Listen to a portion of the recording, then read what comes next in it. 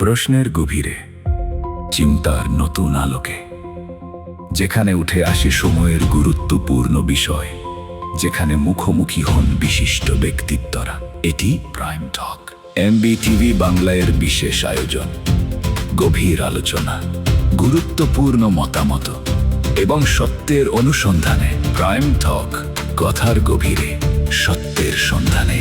Presented by এমবিটিভি Bangla, সত্যের সাথে সারাক্ষণ। এমবিটিভি বাংলার প্রাইম টকে আপনাদেরকে স্বাগত জানাচ্ছি। আমি আরিফ বিল্লাহ। আজকের আলোচনার বিষয় খুলনা নগরীর সার্বিক পরিস্থিতি নিয়ে। আর এ বিষয়ে কথা বলার জন্য আমাদের মাঝে অতিথি হিসেবে উপস্থিত আছেন আইনজীবী ও নাগরিক নেতা অ্যাডভোকেট মোহাম্মদ বাবুল হাওলাদার। মিস্টার বাবুল হাওলাদার, কেমন আছেন আপনি? জি, ভালো আছি। আপনি ভালো আছেন? জি, আলহামদুলিল্লাহ ভালো আছি। আজকের যে অতিথি, আমরা তার সাথে কথা বলবো। তো আপনি এখানে এসেছেন, অসংখ্য ধন্যবাদ। আপনার কাছ থেকে আসলে জানার চেষ্টা করব, যেহেতু আপনি আইনজীবী, একজন নাগরিক নেতাও বটে, তো খুলনার বর্তমান যে আইন শৃঙ্খলা পরিস্থিতি, আসলে সে বিষয়টি আপনার কাছে আসলে জানার চেষ্টা করব। খুলনার বর্তমানে আইন শৃঙ্খলা পরিস্থিতি নিয়ে আসলে আপনার কাছ থেকে একটু জানতে চাচ্ছিলাম, যেহেতু আপনি একাধারে আইনজীবী এবং নাগরিক নেতা। আসলে আপনার কাছে কি মনে হচ্ছে খুলনার বর্তমান আইন শৃঙ্খলা পরিস্থিতি? ধন্যবাদ আপনাকে, ধন্যবাদ এমটিভি বাংলাকে। না, একটা হচ্ছে যে আইন শৃঙ্খলা পরিস্থিতি খুলনার দীর্ঘদিন যাবত একটা উদ্বেগজনক অবস্থার মধ্যে আছে। এটি যেমন আমরা জানি, এটি সারা বাংলাদেশ এমনকি দেশের বাইরের মানুষও এই বিষয়ে অকিবহাল। আমরা সকাল বলেন, দিন বলেন, রাত বলেন, সন্ধ্যা বলেন, আপনি ঘর বলেন, বাইর বলেন, আপনি কোথাও আসলে নিরাপদ না আমরা। কারণ আমরা দেখছি যে একেবারে ঘর থেকে শুরু করে মসজিদ পর্যন্ত সর্বত্র আমরা দেখি যে এই সন্ত্রাসীদের আনাগোনা, এবং ইতিপূর্বে মানুষ খুনের ঘটনা ঘটেছে, মব হচ্ছে কোথাও কোথাও, এবং অস্ত্রবাজি, চাঁদাবাজি, মহড়া, এই বিষয়গুলো আসলে খুবই আশঙ্কাজনক ভাবে বেড়েছে। এবং আমরা খুবই আশাবাদী ছিলাম যে সময়ের ব্যবধানে হয়তো একটা পরিবর্তন হবে বা আইন শৃঙ্খলা পরিস্থিতির উন্নয়ন হবে, কিন্তু সেটি তো হয়নি। বরং বলা চলে যে দিন দিন আরো বেশি এটি নেতিবাচক দিকে যাচ্ছে, এবং আমাদের শঙ্কার জায়গা, আমাদের যে আতঙ্কের জায়গা, সেটি আরো দিনকে দিন বৃদ্ধি পাচ্ছে। ধন্যবাদ মিস্টার বাবুল হাওলাদার। আপনার অবগতির জন্য একটু জানিয়ে রাখি, বিষয়টা হয়তো আপনি জানেন, তারপরে বলি। গতকাল খুলনা মেট্রোপলিটন পুলিশের পুলিশ কমিশনার মোহাম্মদ জাহিদুল হাসান, উনি আসলে প্রেস কনফারেন্স করে অনেক বিষয় বলেছেন। বিশেষ করে উনি যে বিষয়টি বলেছেন আসলে আপনার সাথে শেয়ার করতে চাই, সেটি হলো এই বছরে আপনার নির্জনা সহ মোট 18টি হত্যাকাণ্ড সংঘটিত হয়েছে। তো এই বিষয়টি আসলে আপনি কিভাবে দেখছেন? এটি তো কোনো সন্দেহ নাই যে একটা অ্যালার্মিং ব্যাপার, এবং এটা লক্ষণীয় বিষয় যে পুলিশ কমিশনারের যে প্রেস ব্রিফিং, সেখান থেকে বলা হয়েছে যে 18টি মামলা রেকর্ড হয়েছে, তার মধ্যে 10টি এখন পর্যন্ত তাদের যে তদন্তে, যে তাদের কাছে যে সাক্ষ্য প্রমাণ বা যে ইনফরমেশন আছে, 10টি মামলা হচ্ছে মাদক সংক্রান্ত, আর 8টি বলেছেন যে পারিবারিক ঘটনা। সেখানে প্রেম আছে, সেখানে সম্পত্তি নিয়ে দ্বন্দ্ব আছে, সেখানে আরো অন্যান্য বিষয়গুলো আছে। তো এটা থেকে একটা জিনিস আমাদের সামনে, যে জিনিসটা খুবই ভয়াবহ একটা ব্যাপার আমাদের সামনে উঠে আসে, সেটি হচ্ছে যে একটা সময় আমরা দেখতাম যে পলিটিক্যাল কারণে, একটা সময় আমরা দেখতাম যে পলিটিক্যাল কারণে বেশি হত্যাকাণ্ড হয়। সেটি খুবই আমাদের জন্য একটা দিক দিয়ে ভালো যে সেই জায়গাটা নাই, সেটা রিমুভ হয়েছে। কিন্তু এই যে মাদক, এখন এই যে মাদকের সাথেও তো আসলে পরোক্ষ প্রত্যক্ষ ভাবে ক্ষমতা জড়িত। এই মাদকের সাথেও পরোক্ষ প্রত্যক্ষ ভাবে রাজনৈতিক ব্যক্তিদের সংশ্লিষ্টতা আছে, প্রশাসনের সংশ্লিষ্টতা আছে, অথবা তাদের নীরবতা আছে, অথবা উদাসীনতা আছে। যদি সেটি না থাকে, তাহলে আমরা যে পরিমাণে মাদকের কারণে পুলিশ কমিশনার মহোদয় হত্যাকাণ্ডের ঘটনা বলেছেন, সেই পরিমাণে মাদক উদ্ধার কিন্তু আমরা দেখি। জায়গাটা হচ্ছে প্রশাসন। ঘটনা যাই হোক, যেভাবেই হোক, এটা প্রশাসন কিন্তু দায় এড়াতে পারে না। ফলে প্রশাসন যে শুধুমাত্র পুলিশ প্রশাসন নট দ্যাট, অনেকগুলো শাখা মাঠে কাজের মধ্যে রয়েছে, তার মধ্যে অনেকগুলো গোয়েন্দা সংস্থা রয়েছে। দরকার যেটা সমন্বয় দরকার এবং পেশাদারিত্ব দরকার। সাথে সাথে আরেকটা জিনিস দরকার, সেটা হচ্ছে যে সময়ের সাথে সাথে তাদের যে প্রশিক্ষণ, এবং তাদের সময়োপযোগী ইনস্ট্রুমেন্ট এবং সেটার ব্যবহারটা জানা। কারণ এখন যারা সন্ত্রাসী কর্মকাণ্ড করে থাকেন তারা প্রযুক্তির দিক থেকে অনেক বেশি এখন অ্যাডভান্স, এবং প্রযুক্তির যে মানে ভার্সন সেটি ব্যবহার করে তারা অনেক রকমের অপরাধ সংগঠিত করছেন এবং দ্রুত সময়ের মধ্যে তারা সটকে করছেন।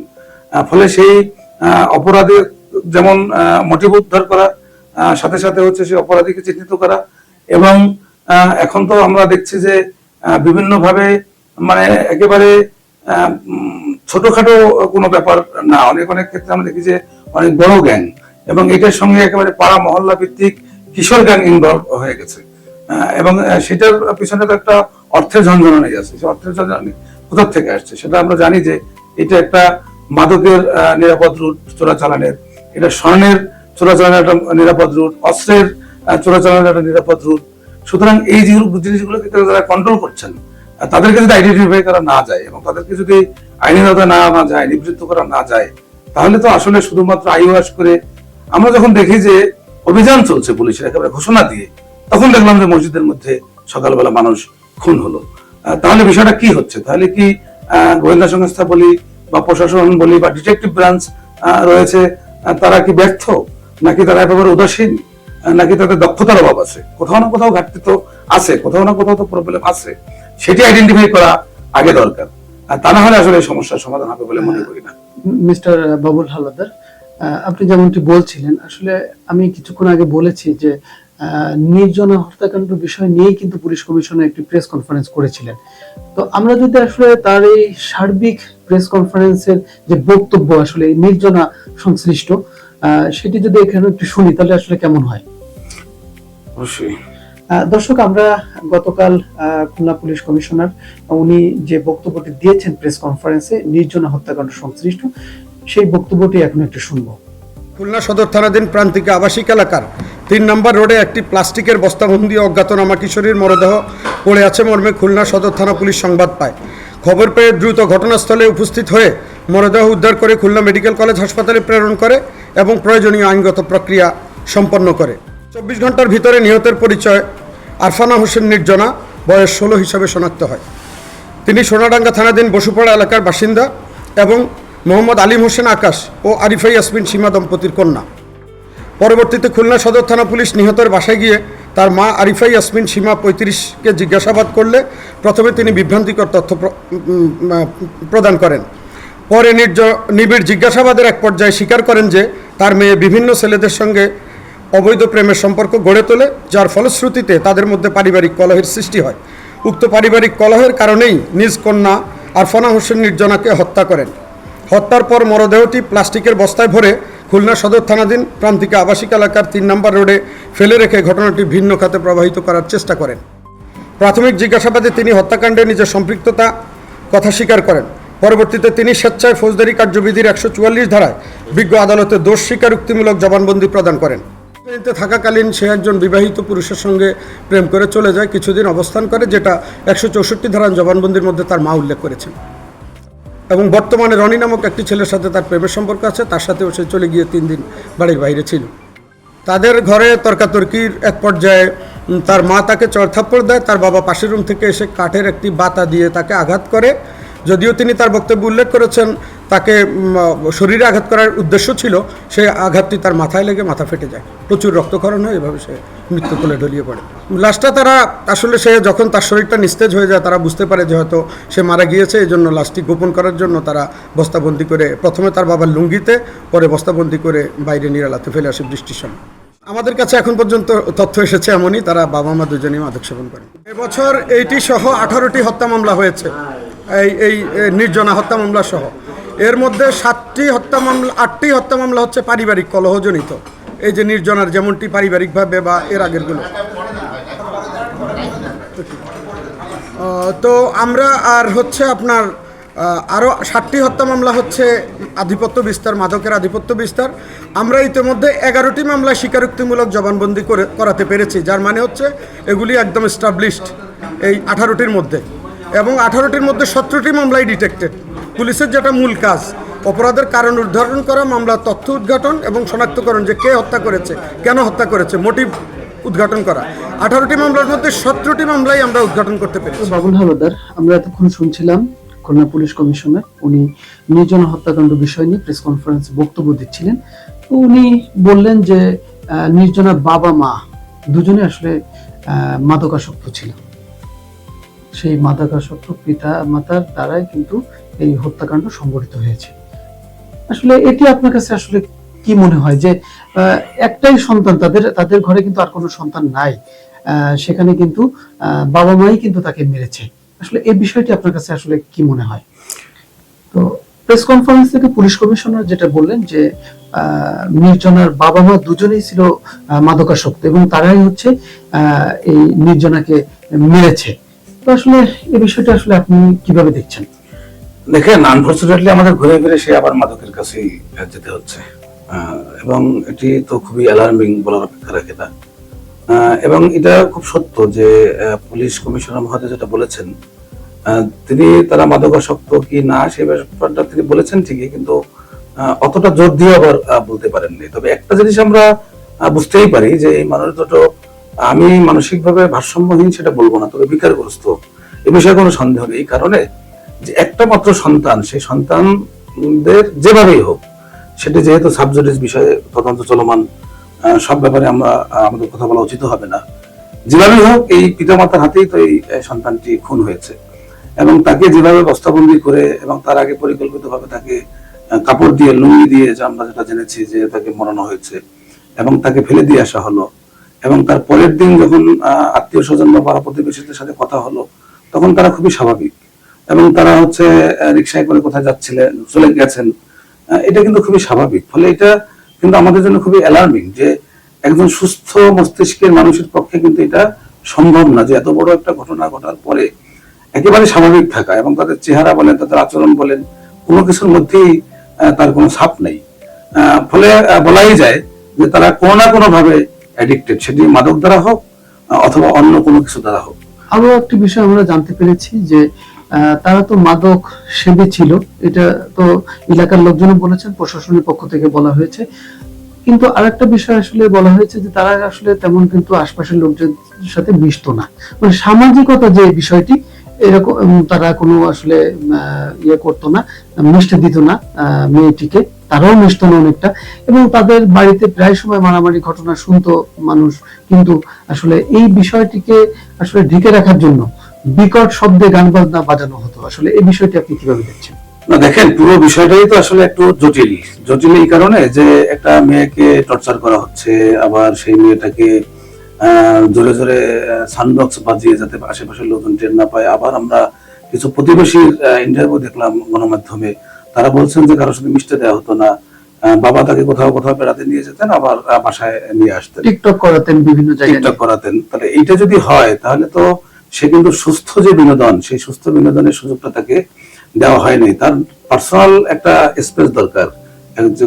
আমি আগে অফলাইনে যেটা বলছিলাম যে সে একটা অ্যাডোলেসেন্স পিরিয়ড একটা ছেলে মেয়ের লাইফে আসে, আমাদের সকলের লাইফে এসছে সেটি। তো এই সময়টায় অনেকগুলো পরিবর্তন লক্ষ্য করা যায়, যেমন হরমোনাল চেঞ্জের কারণে এক্সটার্নাল কিছু চেঞ্জ আসে, ইন্টারনাল কিছু চেঞ্জেস আসে, এবং সেটার মধ্য দিয়ে আমরা যেটা জানলাম যে 8ম শ্রেণীতে পড়া অবস্থায় সে একজন বিবাহিত পুরুষের সঙ্গে চলে যেয়ে তাকে বিয়ে করেন। পরবর্তীতে সেই সংসারটা যে কোনো ভাবে টিকে নাই বা হয় নাই, কন্টিনিউ হয় নাই, পরে আবার আরেকজনকে বিয়ে করলেন। ফলে এটা কিন্তু সায়েন্স, এটাই হলো বাস্তবতা, যে এই সময়টা এক ধরনের অপোজিট জেন্ডারের প্রতি একটা অ্যাট্রাকশন কাজ করে। সেই জায়গাটাও তারা অ্যাড্রেস করতে পারেন নাই। কেন পারেন নাই? যে তারা কিন্তু পিতামাতা হিসেবে যে সুস্থ মানসিকতা নিয়ে এই সন্তানটিকে মানুষ করা দরকার, বেশির সাথেও এই ইয়াকে আপনার নির্জনাকে মিশতে দেওয়া হতো না। এটা আরেকটা কিন্তু সংকট হয়ে দাঁড়িয়েছে আমাদের সমাজে, কারণ আমরা একটা সময় দেখেছি, এখনো আছে, যে বিশেষ করে গ্রামীণ জীবন যাত্রায় যে সেখানে একটা কমিউনিটি গড়ে ওঠে, কিন্তু শহরের জীবনে কিন্তু সে ধরনের একটা শক্তপোক্ত একটা কমিউনিটি ওইভাবে কিন্তু গড়ে ওঠে না। ওঠার কারণে যেটা হয় কি, যে একাকিত্ব একটা কাজ করে।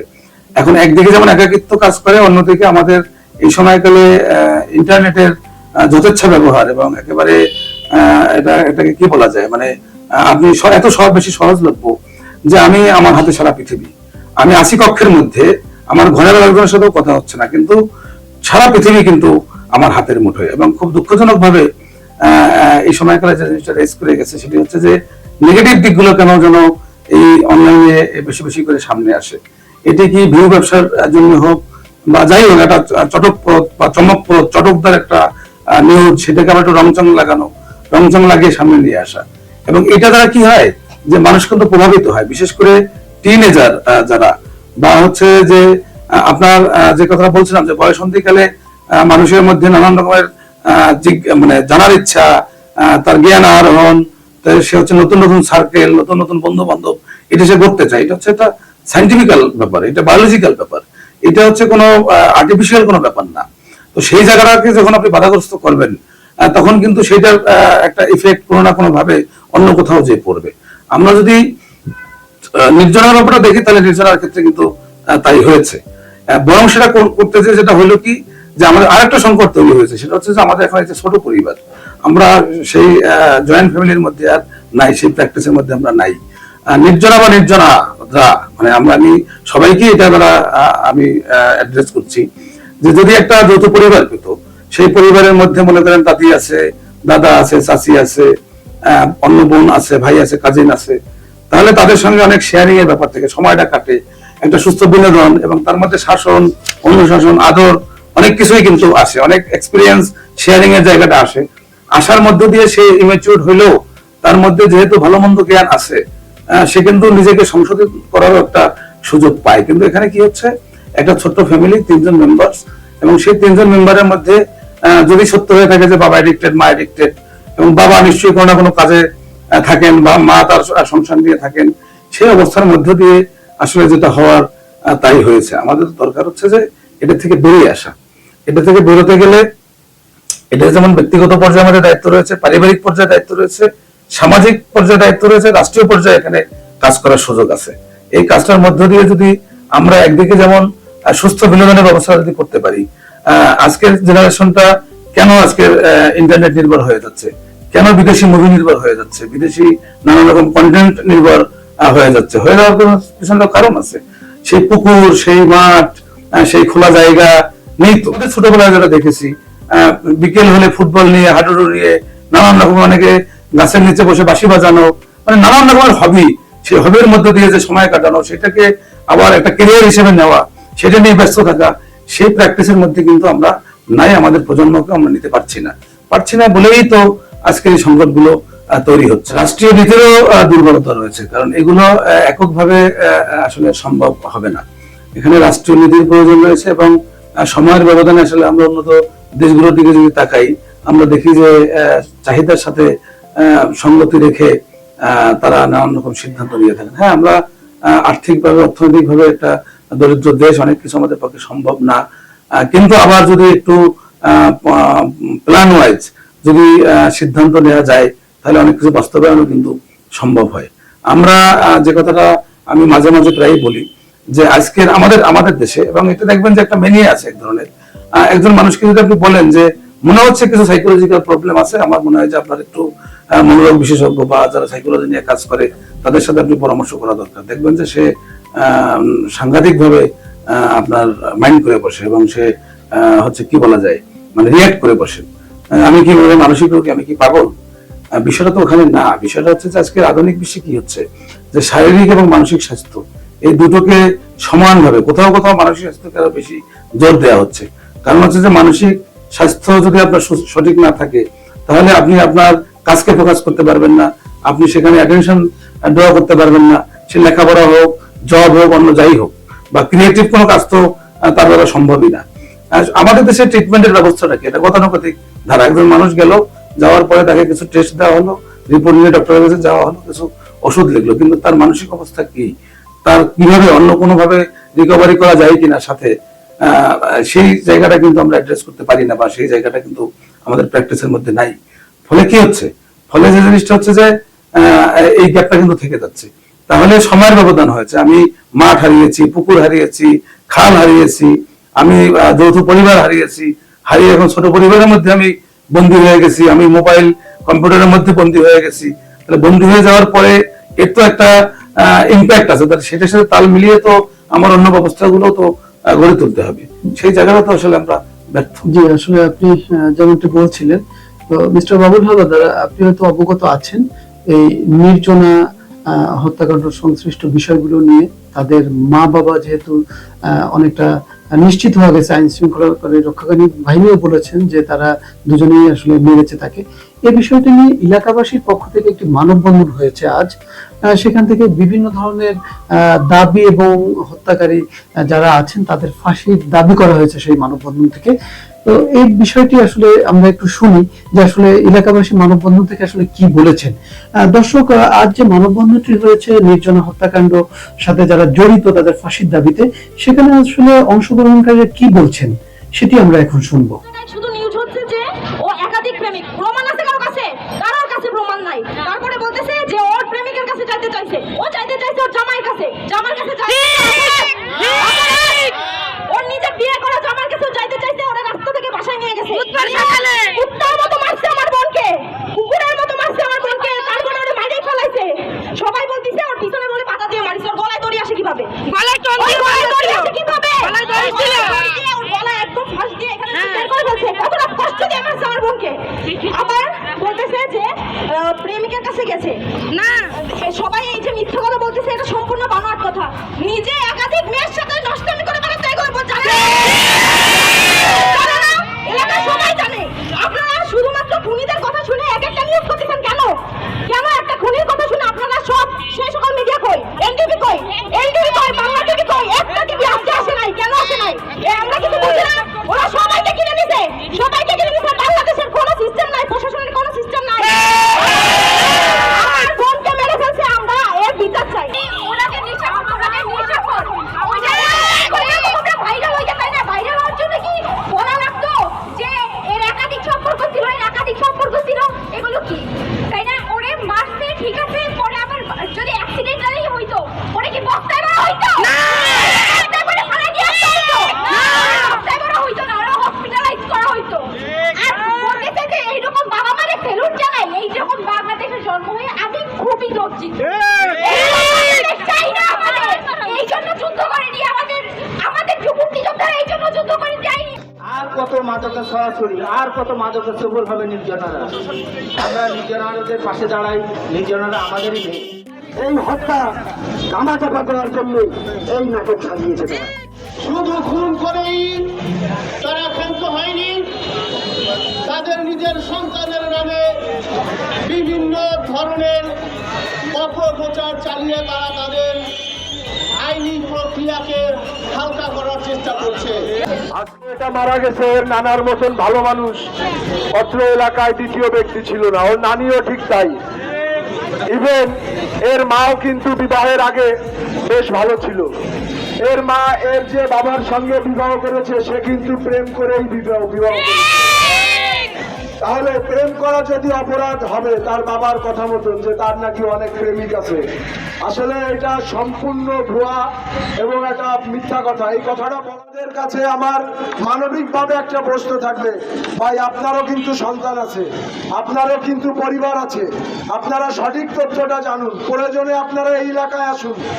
ওর মা নিজেই একজন মাদকাসক্ত, ও এই কেস থেকে বাঁচার জন্য ও মেয়ের নামে এ ধরনের আজে বাজে বক্তব্য দিচ্ছে।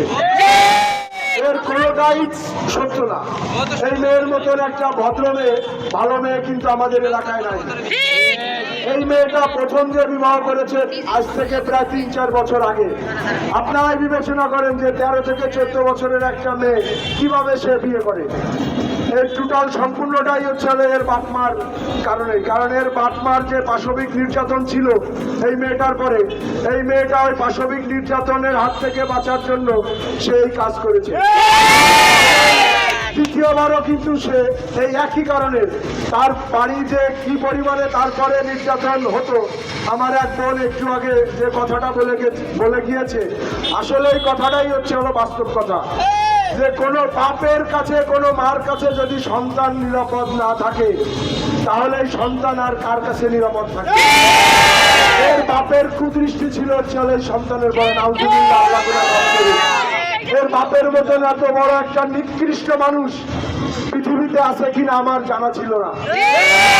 আর এই যে মেয়েটার বিষয় নিয়ে আপনারা যারা বিভিন্ন রকমের অপপ্রচার চালাচ্ছেন, আমি আপনাদের কাছে করজোরে অনুরোধ করব ভাই, আপনারা মিথ্যা প্রচারটা অন্তত চালিয়ে মিস্টার বাবুল হাওলাদার, মানববন্ধন থেকে অংশগ্রহণকারীরা বলছেন যে তাদের দৃষ্টান্তমূলক শাস্তি হোক, তাদের ফাঁসি হোক তাদের।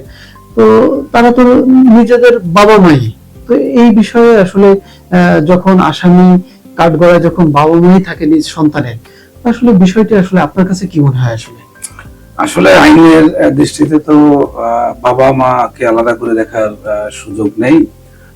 যিনি অপরাধী তাকে তার শাস্তি পেতে হবে। এবং এখানে তার মা 164 করেছেন।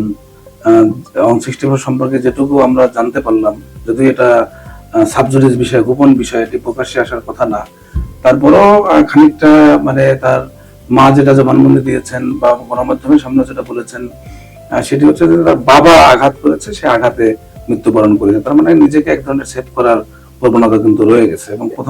এবং এখানে আপনার পুলিশের কাছে যে জবানবন্দি দিয়েছেন, পুলিশ যেটা বলছেন যে তার মার সাথে তার ঝগড়াঝাটি হচ্ছিল, চড় থাপ্পড় দিচ্ছিলেন।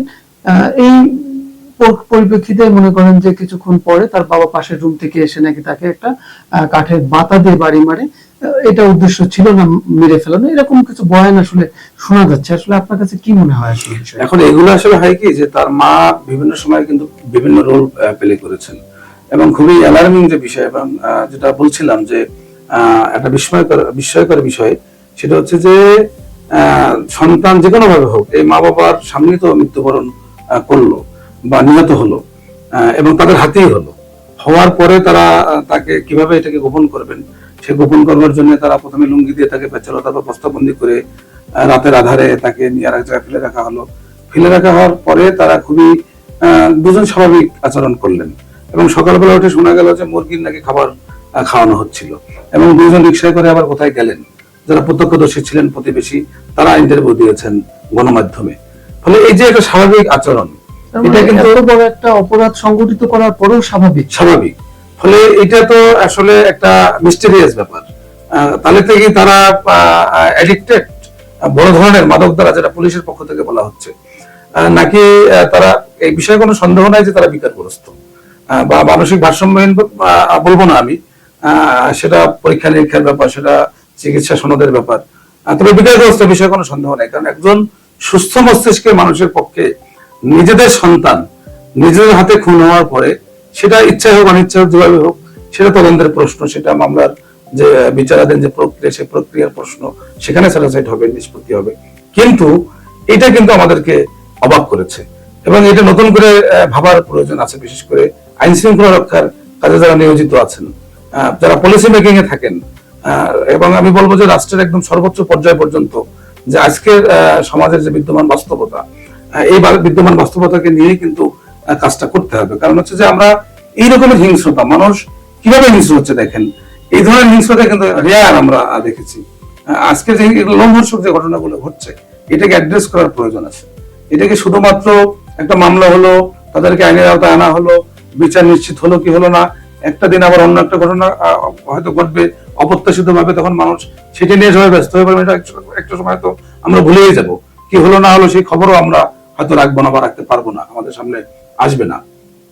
যেটা হচ্ছে সেটা হচ্ছে এটাকে অ্যাড্রেস করা দরকার, এবং অ্যাড্রেস করে আমার মনে হয় যে শুধুমাত্র আইন শৃঙ্খলা রক্ষাকারী বাহিনী আজকের যে গতানুগতিক ধারায় তারা যে কাজ করছেন, এই ধারাকে অব্যাহত রাখলে আসলে সমস্যা থেকে আমরা বেরোতে পারবো না। এটা এই ঘটনার পরিপ্রেক্ষিতে এলাকাবাসীর যে ভূমিকাটা আমরা দেখলাম, আমরা ঘটনার দিন, ঘটনার পরে যখন জানাজানি হলো যে আসলে বসুপাড়াতে তার বাড়ি, এবং যখন আমরা জানতে পারলাম, তখন যাওয়ার পরে এলাকাবাসী কিন্তু আসলে সাধারণত কথা বলতে চাচ্ছিলেন না।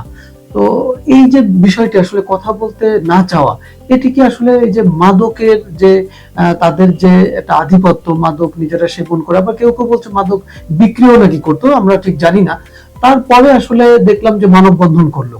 তো এই যে প্রতিবাদটা আসলে এত দীর্ঘ সময় পরে আসার কারণটা কি? এটা কি আসলে তাদের প্রতি মানুষের ভয় নাকি অন্য কিছু?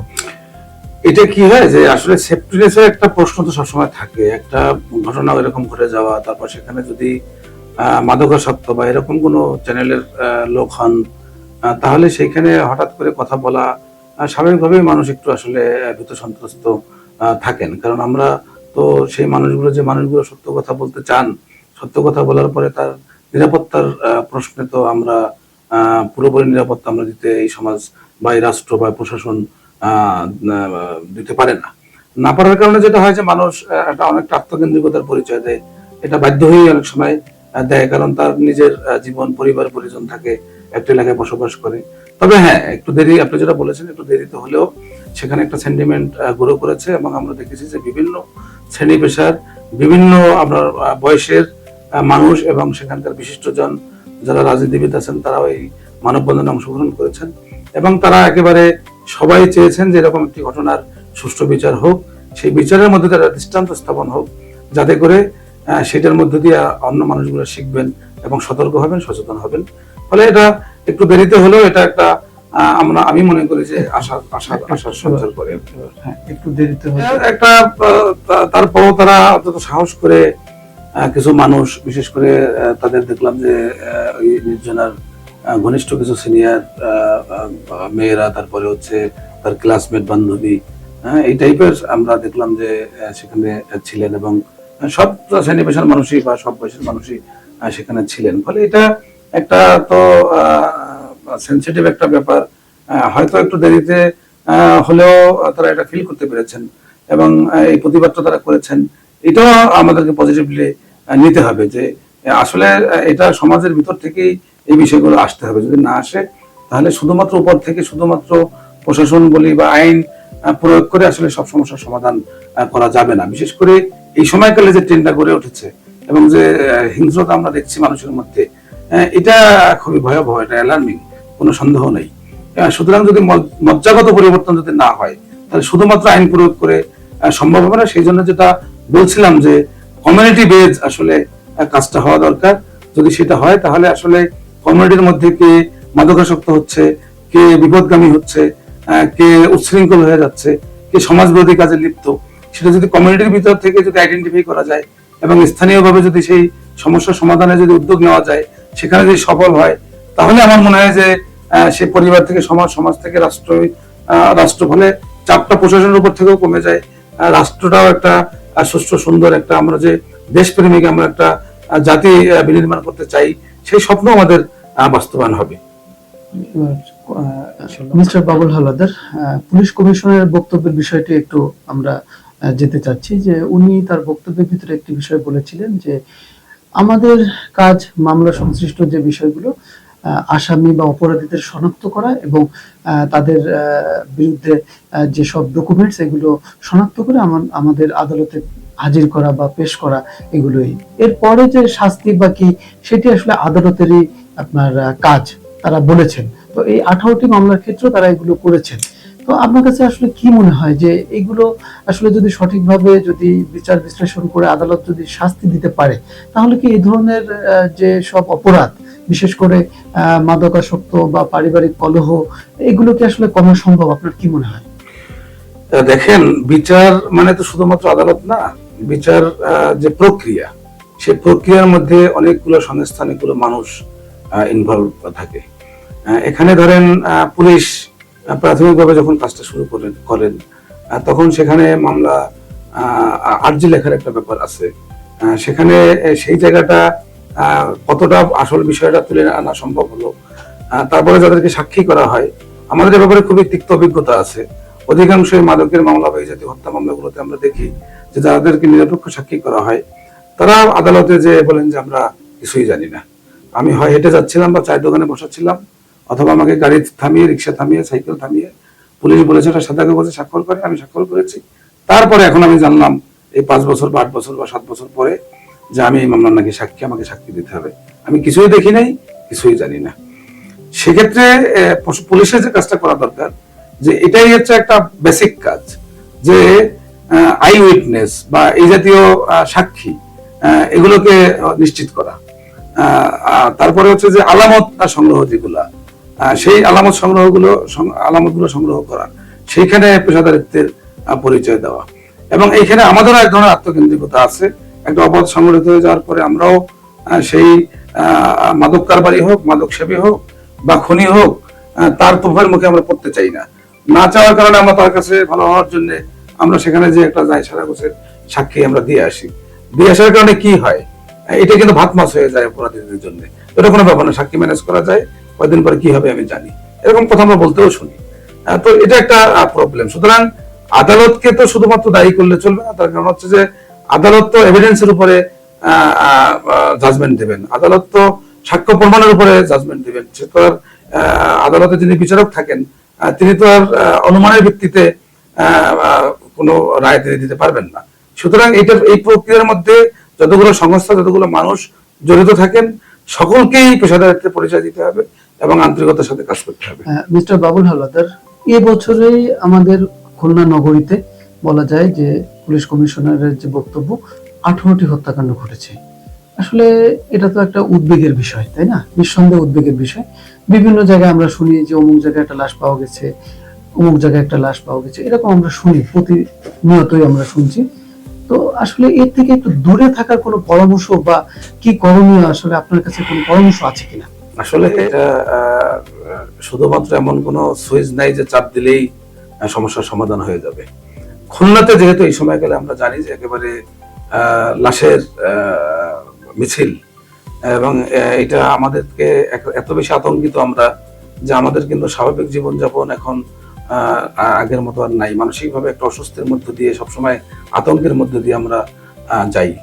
এটার পেছনে অনেকগুলো কারণ। প্রথমত হচ্ছে যে খুলনাতে কর্মসংস্থানের একটা অভাব দেখা দিয়েছে, এবং কর্মসংস্থানের অভাব দেখা দিয়েছে যদি বলি আমরা যে রাষ্ট্রায়ত্ত কারখানাগুলো 26টি কারখানা খুলনা সহ এই অঞ্চলের বন্ধ করা হলো। বন্ধ করার পরে নতুন কর্মসংস্থান সৃষ্টির কোনো উদ্যোগ সরকারের পক্ষ থেকে নাই।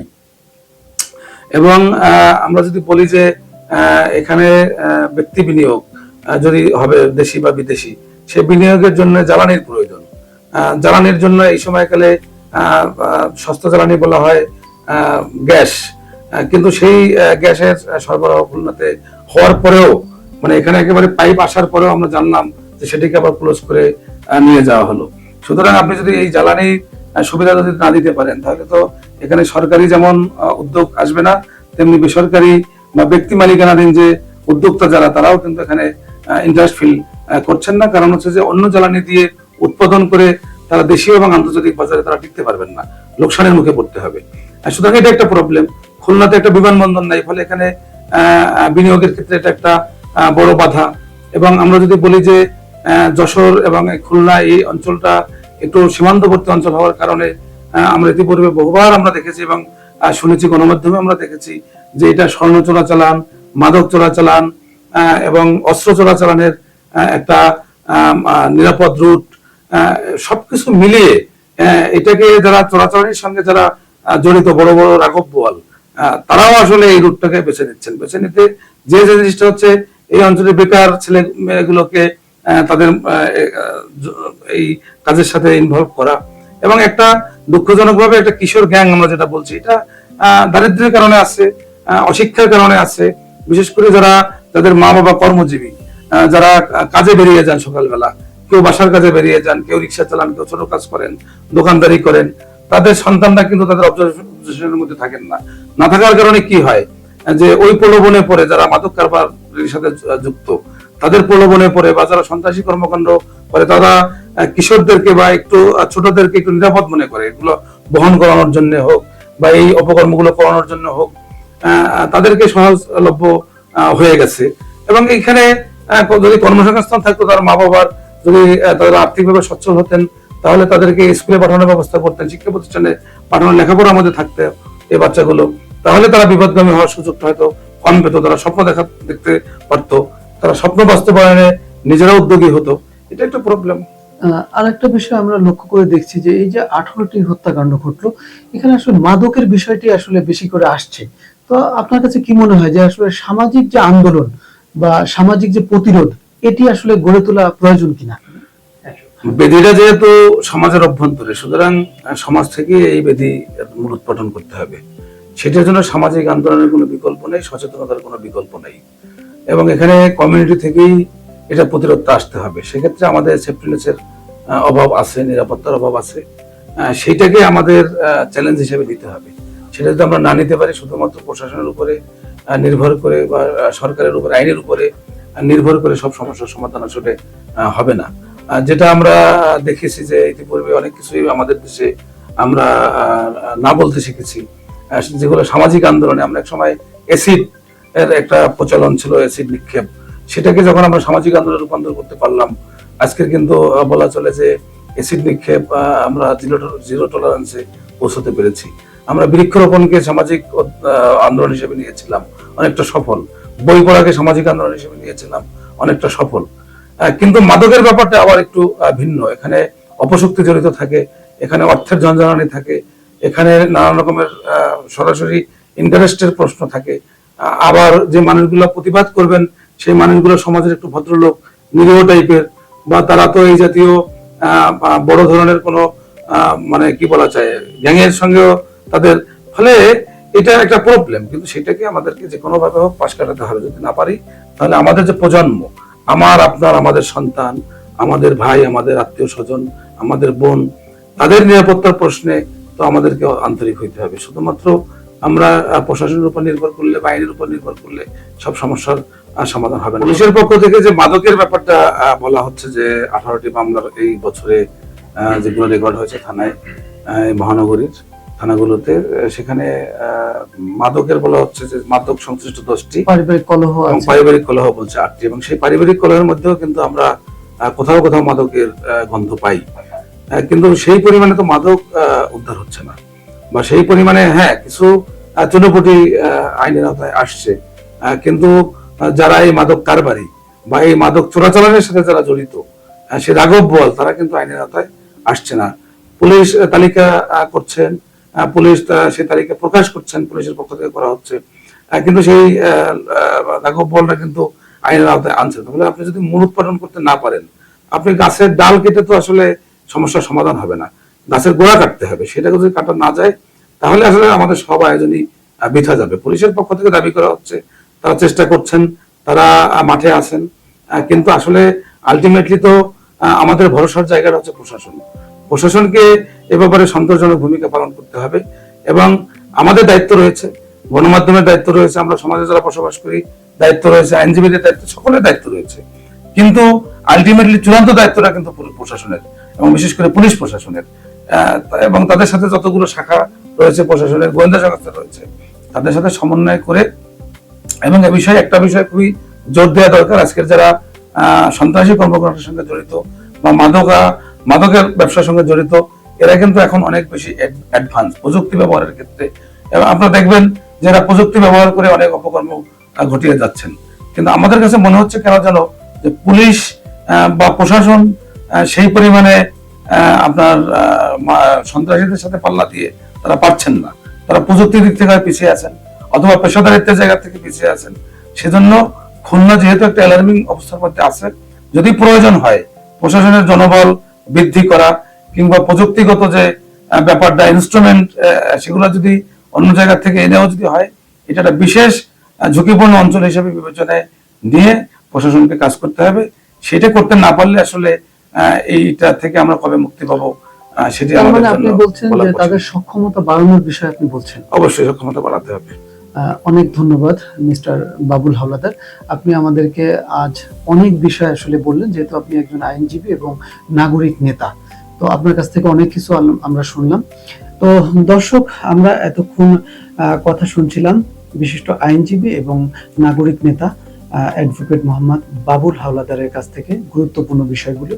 আপনারা এরকম চাইলে আপনারাও এসে কথা বলতে পারেন, আপনারাও শেয়ার করতে পারেন।